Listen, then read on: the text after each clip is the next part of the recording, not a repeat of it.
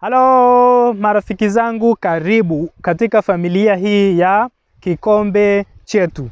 Sasa katika kikombe chetu leo ninazungumzia namna ya kumdaka, namna ya kumshika vizuri huyo umpendaye, aidha ni mke ama mme. Sasa tuna lugha 5 katika mahusiano. Kuna physical touch, kuna words of affirmation, kuna acts of service, kuna quality time, alafu kuna receive presents. Sasa leo nazungumzia aina hii ya words of affirmation, ya lugha za mahaba.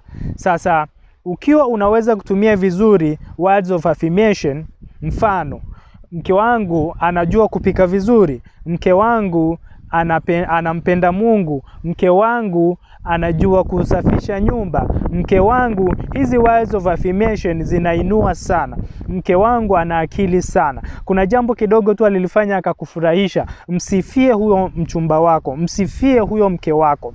Kuna jamaa moja aliwahi kunisimulia hii hadithi. Mimi kazini nasifiwa sana, lakini nikifika kwa yule anayempenda mke wangu hawezi kunisifia, hawezi kuniambia umefanya vizuri, hawezi kuniambia leo umevaa vizuri. Sasa hii ni sehemu ambayo tunafeli sana kama wapenzi. Sifia mpenzi wako, mwambie kitu kizuri anayofanya mpenzi wako. Kuna jambo alifanya vizuri, mueleze, mwambie. This is words of affirmation. You are affirming, una boost her ego, unamuinua juu, anajisikia vizuri. Leo amevaa vizuri, mwambie kwamba umependeza kuliko watu wote duniani, umevaa nguo nzuri inayokupendeza, inayekushika vizuri body yako. Mwambie yule lazizi wako maneno haya matamu.